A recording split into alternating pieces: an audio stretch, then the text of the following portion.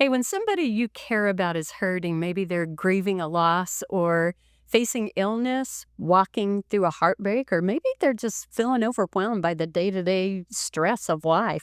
And it can be really hard to know what to do or to say. So, in today's episode, we will explore how to show up well for a friend that's in pain. So, we'll talk about emotional, relational, and spiritual tools that you need to offer real support, not just those quick fixes or cliches. So, whether you've been there before or maybe you're walking through it right now, this conversation will give you some really practical ways to be present, to be empathetic, and it's grounded in truth and grace. So, stay tuned. We're glad you joined us. Welcome to The Art of Relationships. This podcast is produced by the Biola University Centre for Marriage and Relationships. Let's get right into it. Well, again, welcome to this podcast. Lisa, today we're going to talk about, as you said in the introduction, this idea of what do you do when you have somebody that you're a friend with and they're going through a tough time? How do you support them? How do you come alongside them?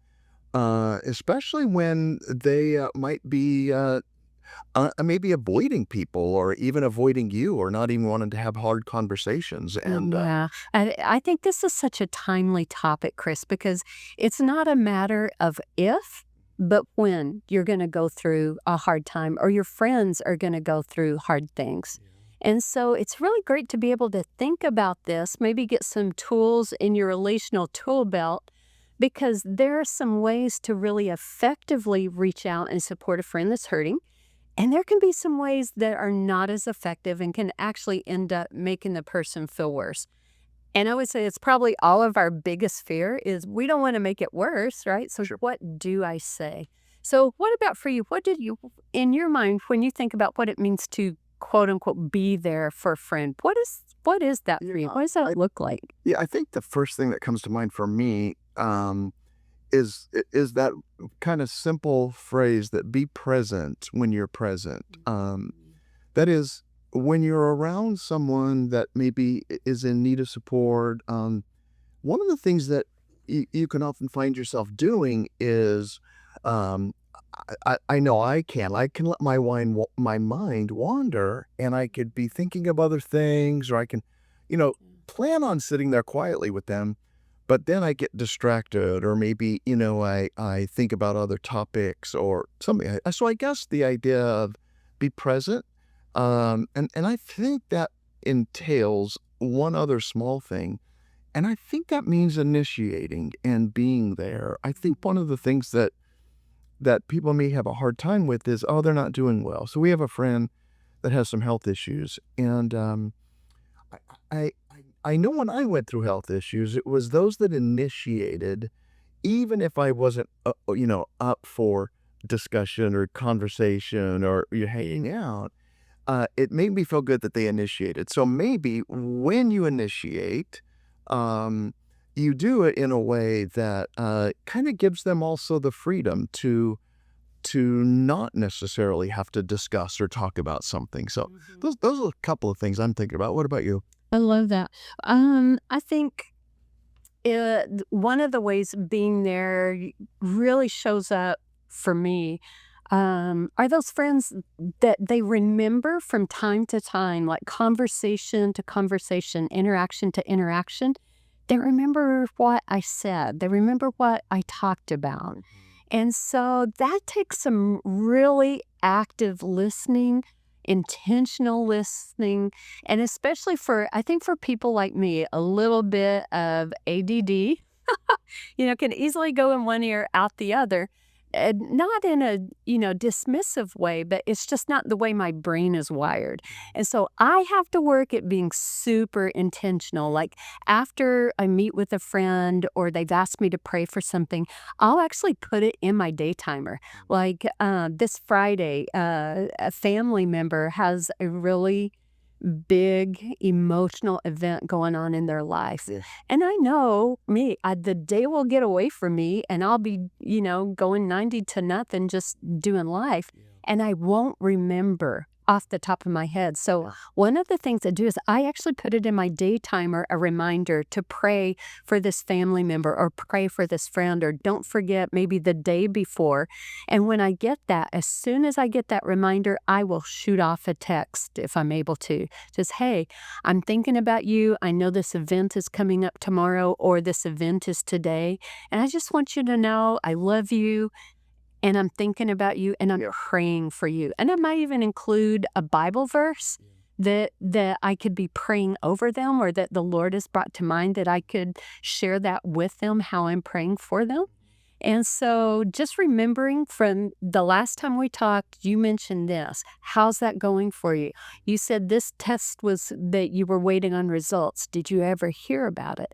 So just remembering and following up can go a long way to being there for somebody. Yeah, that's really good. And I think there's a lot of practical advice there, right? Write things down if you don't remember. Or at least, have a text, ready to go as soon as you visit with them, right? I think that whole idea of, taking the initiative, being present, allowing them the space if they need it to, when you do initiate, but then also following back up. And then, as you said, remembering the details, remembering the backstory, remembering the upcoming events that might be there, remembering some of the pain. Maybe another way, Lisa, is to on top of that is to remember that you're probably not the expert who's going to solve their problem. And so that idea that you just said about listening, one of the things that we have to be able to remember is most people are not therapists, right? That, you're not trained in how to handle somebody who's anxious or depressed or sad or hurting, or medical doctors who can diagnose or say, have you tried this or tried that? I think one of the things that could be a negative and you want to avoid it is when you try to solve their problem. And I think most of the time when I've been in that situation, I think, in fact, I've had to tell you a couple times, Lise, I'm going to tell you something. I don't want you to solve this thing. I just want to let you know, right? You just want to, I remember you saying, I just need to let you know what's going on with me, but I don't need you to fix it. Yeah. Because the first thing I want to do is, I love you. Right. I want to relieve you of pain or worry or burden. And what can I do to fix it? Who can I call? What can, whatever. But you're saying sometimes you just need me to listen. Yeah, I think that's what it is. I think when we have a friend that is struggling in some way, they probably, have an understanding of what's going on, or at least, know where it stems from. Not all the time, but enough to where you're probably not going to be able to add much to it as far as professional diagnoses. And so your job, I think, in most cases for friends, is just to show up, just to be there, and just to listen rather than to solve. I like that. So listening doesn't mean you're trying to solve or fix the problem. What's another aspect of listening? Like, I think part of being a really good listener to somebody is reflecting back what you hear them saying, kind of paraphrasing it. Maybe those last few words that they're saying is you repeat it back to them so that they know that you heard them. So what I hear you saying is, and then you just kind of restate it. Yeah, good. Is that right? I think so. I think what you do is, you ask, is this what you meant by that? And on top of maybe restating it, really, I think you begin to pay attention to some of the emotional undercurrents and some of the emotional words that are used, right? If someone's like, well, I mean, and it just really, I was just so distressed, but then say, what happens? What does that mean for you when you say distressed? Like, what did that do for you? What were your thoughts at the time? And how would you describe distress? Give me another word for it. And that helps them kind of maybe narrow down their use of, maybe more deep or kind of descriptive, emotional words that some of us don't use. We just say, I'm sad, I'm upset. I'm frustrated. I'm ticked off. Yeah. And it's like, so yeah, I mean, I get that. Like, when you get ticked off, what does that mean? Like, what do you feel? Like, and that kind of thing. And I think that's a way of parroting, rephrasing back what they said, but also getting it clarity and also paying attention to those kind of key emotional buzzwords, right? Yeah.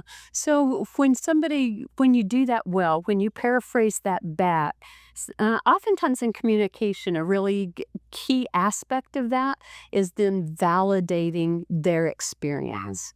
Where you may not agree with it, you may not identify with it, you may not understand it, but you can at least say, wow, that sounds like that was really tough for you.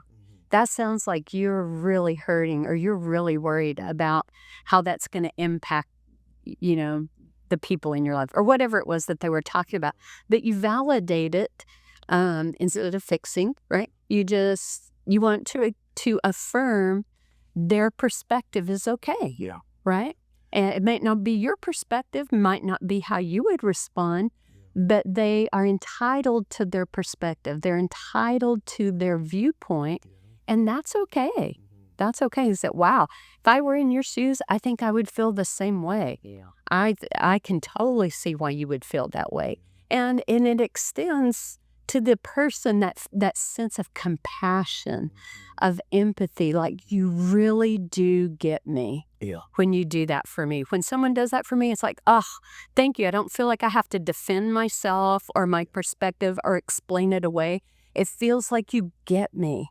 And that's so freeing It really is. when somebody can do that for you. Yeah, it really is. I think validation plays that role of bonding and creating that empathy, right? So 5 years ago, when we were going through what we called our year of Job, you were going through your cancer treatment, stage 3 colorectal cancer, tons of surgeries, doctor visits. Our daughter was going through some severe health issues. I had some on top. It was crazy. It was just a horrible year, that year of Job.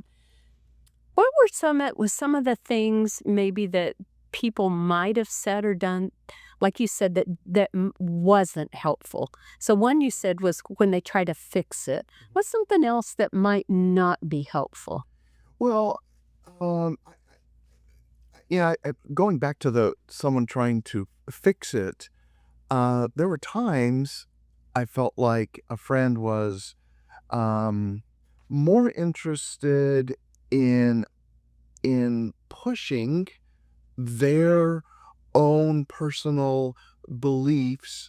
In this case, it was on neuropath or on what do you call it? Naturopathic? Yeah, just the whole idea of Homeopathic? homeopathic, right, cures.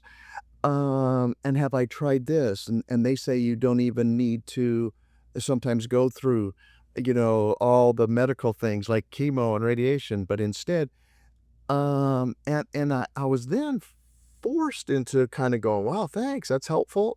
And then I want to send you an article on this, and it's really good, and it would be really helpful. It just felt like they weren't doing any of the things we just listed, right? They weren't talking about hearing me and empathizing, and they were trying to solve everything. And on top of that, they were casting doubt on, oh, wait a minute, is this the right course of treatment I'm on? Other people have gone to foreign countries and gotten healed, on the black market with, whatever. And that's one. I think another one that really was kind of maybe, it, I think it came into play when I was, dealing with the after effects, let's say, of chemo. It does a lot, right? I mean, it changes so much.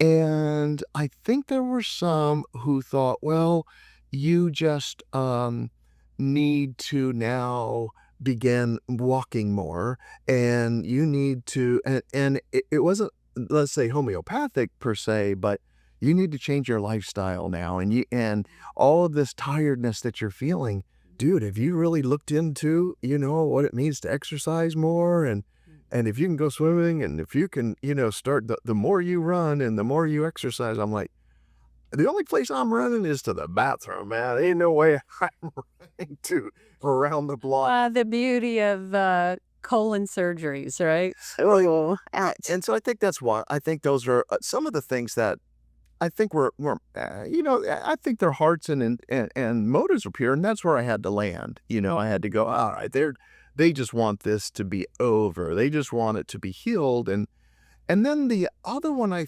think that would, um, I think sometimes when someone deals with something for a long period of time, one of the things is, after a couple of months, um, it's like a whole lot of people were initially in contact. Hey, praying for you. Hey, how's it going? And 2, 3, 4, 5 months later, I just didn't hear as much from them, or they never brought it up. And this is something that's at the forefront of your thoughts, your heart, your You're emotions. still dealing with after effects, and somebody else may too. Yep.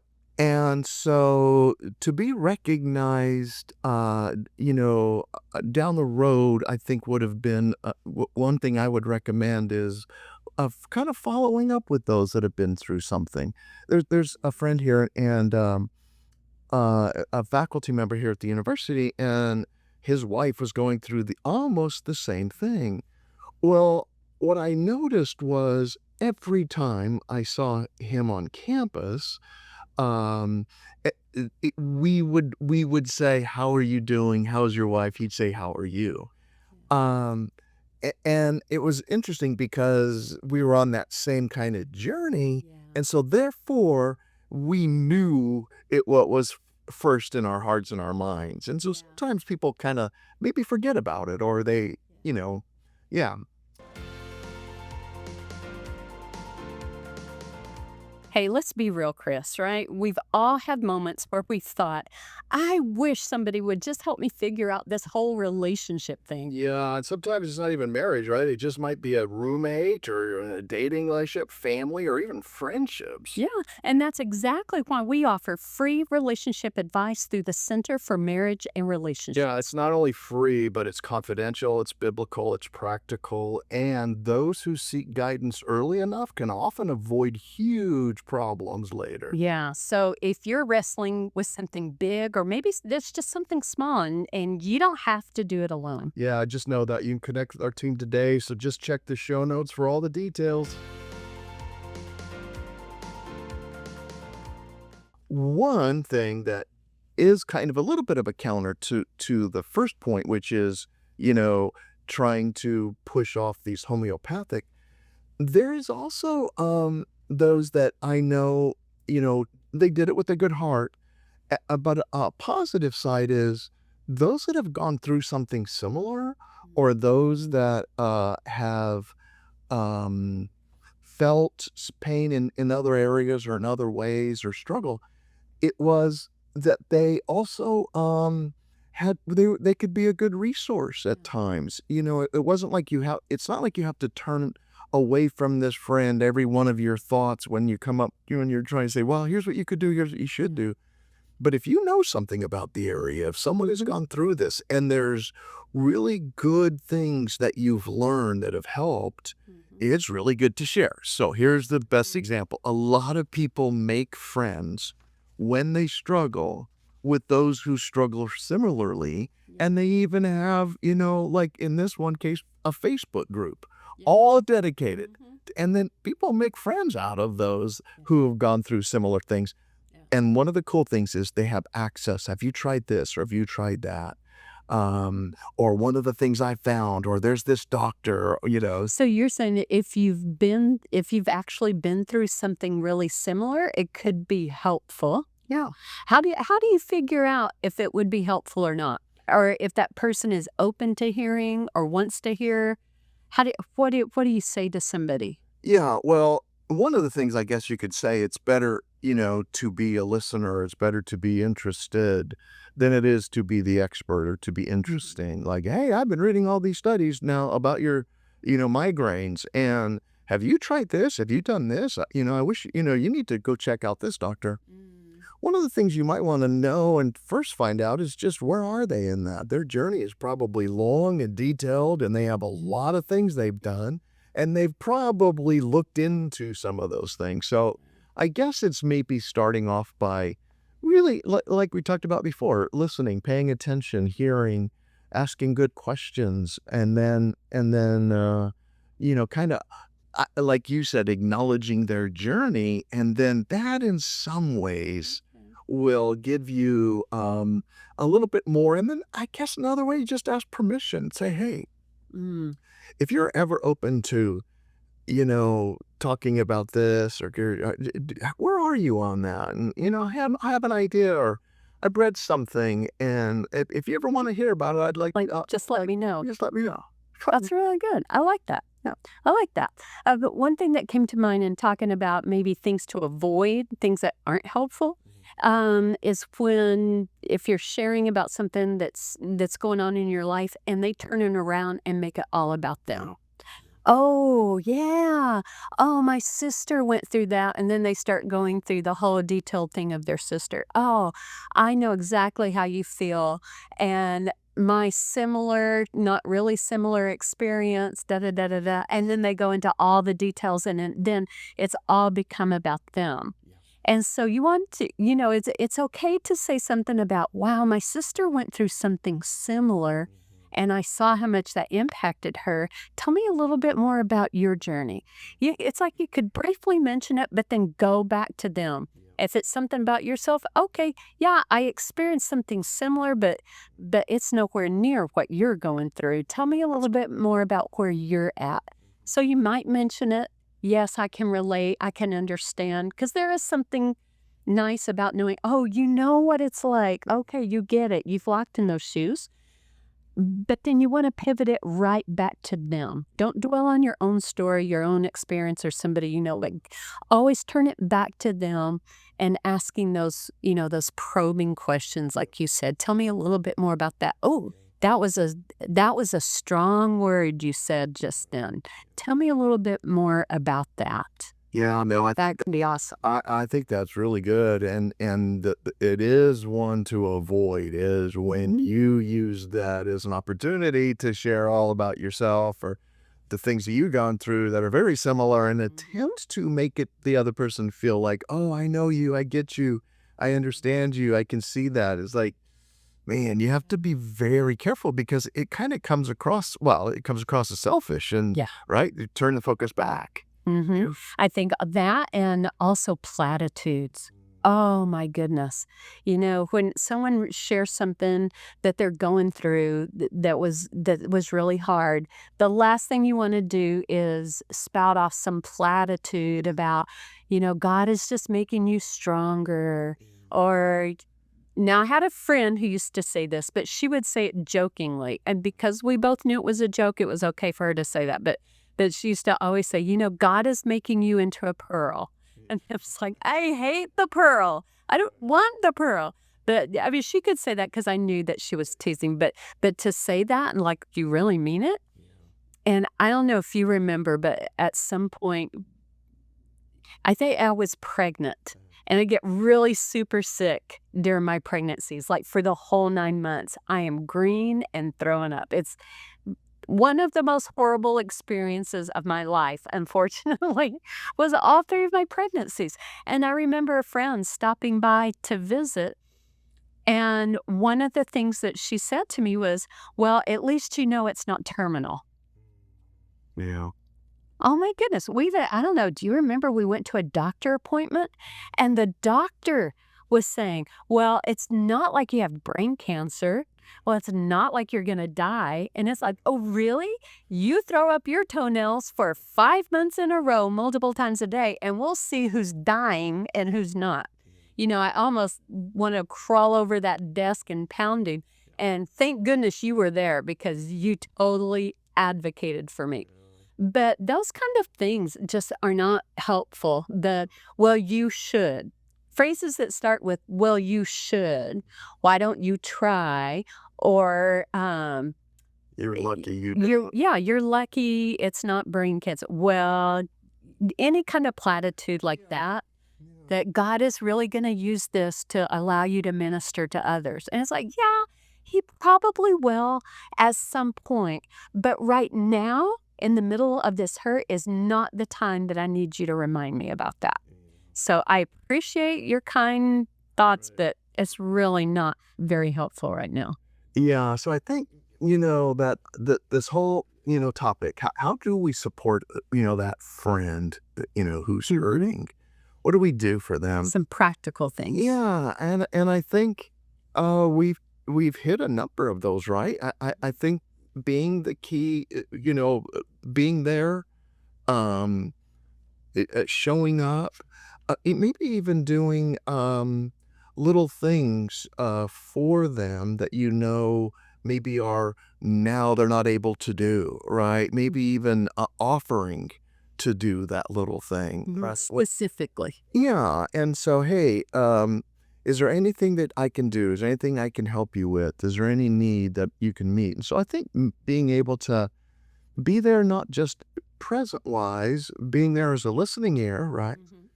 Not, being the one that's giving advice, nor platitudes. But there is a way to also turn this into not just, sitting there and listening, but there's behaviors that we can do, some things, right? You can reach out, and I remember, people would ask you, or people would ask me, and one of the silliest things was just simply trimming the tree, something that I would always do, or, every couple of, I don't know, it seemed like months, or just the little things I couldn't do, like get my Jeep fixed, I couldn't put the top back on because I couldn't get my hands to work. Well, it really was those that when they asked, not a lot came to mind. Well, you can't come in here and help me do X, Y, and Z, that's for sure.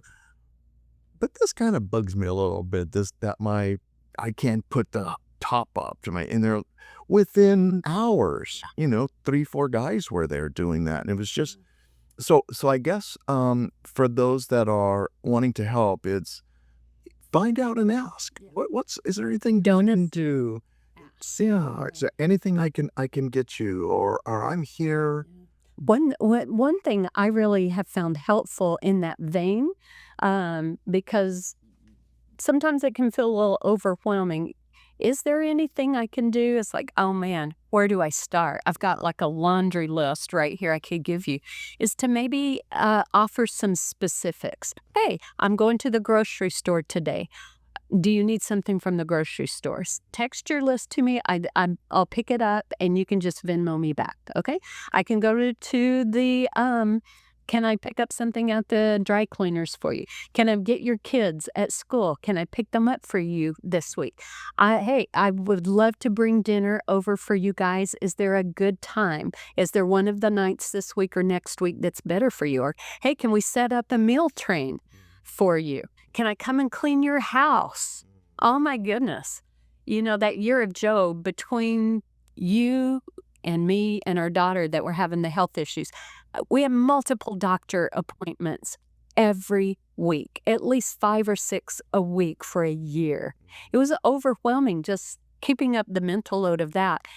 And my friends were like, they didn't ask me. My really close friends, they came over and they said, we're cleaning your house. When are you guys going to be out at your doctor appointment? We're cleaning your house. We came home from doctor appointments and there would be a whole meal sitting on our front porch. And one of the things I loved about that practical help like that, you touched on it just a while ago, Chris. You were saying, a lot of people will be there in the immediate need, but then they kind of drop off. And I think that year, because it was extended and even went longer than that year of actual treatment, the recovery period, I would say we're still in it 5 years later. But one of the things that was so meaningful were those friends that kind of dripped small acts of kindnesses throughout the whole year. It was, we would get a gift card in the mail. We would get, flowers on the front porch. There would be a card. But there were several ways that they just dripped those kindnesses over a long period of time. Yeah. No, I love that. And as we get ready to wrap this up, Lisa, I think there's, a couple of things that are really important for those when you're trying to help this friend out. Maybe just one last piece of advice if you're that, if you're the one that's wanting to know, how can I help this person? Open and your learning opportunities about what's going on, so that if the person needs something, like for example, it could be, if you're a friend of a college student and they're struggling with, maybe thoughts of depression or suicide, where you can help them go to. You go do some research. We had friends who come here, 4 friends to our center saying, I've got a friend. I don't know if they'll ever come here, but they really need to talk about and process the relationship they're in. Is this a good place for them? And now if that person ever says, gosh, where can I go? They have some things that they can share, that are helpful. That's one way to also, just be able to have some things in the toolbox, right? And be able to share as needed, and if it does come up. You don't have to do it perfectly. We're not going to do it perfectly. I'm not a doctor. You're not a pastor. We're not experts on most everything outside of our little circle, right? Even in our little circle, we may not necessarily be experts, but I think it's most important just to remember to show up. Yeah. Just be present. Yeah. Be available. And with a listening ear, ready to pitch in wherever you can, and to be ready to go the distance with your friends. Yeah. And on top of that, I would just simply say, know your limits. Know where you are no longer the expert. Limits. And if they start exceeding what you can do, and you're like, man, I don't know how to help that. And rather than try and force it, just kind of be ready to admit, okay, buddy, I'm here with you. I'll help you, but I think we need to go to a professional right now. So. Well, a lot of this, Lisa, is great practical advice, and we'll just be remiss to mention a bit, perhaps the biggest thing, and that's prayer for them, right? It's constant, consistent, bringing them before the Lord, your friend, and then asking the loving Creator God, who knows all things and knows us thoroughly, to be with that person and to keep them at the fore of lifting them up to our Heavenly Father. Yeah, absolutely. Well, thanks for that thought. That's awesome. Well, we're going to wrap up today. This is the Art of Relationships. We're so glad you joined us because we know you could be doing a ton of other things, but we're really glad that you're with us. We are a part of the Talbot School of Theology, and if you would like more information on building and maintaining healthy Christ-centered relationships, check out our website at cmr.biola.edu. And Chris, we'll see you next time. We'll see you next time. Bye-bye. We're very glad you joined us for today's podcast. For more resources on marriage and healthy relationships, please visit our website at cmr.biola.edu. We'll see you next time on The Art of Relationships.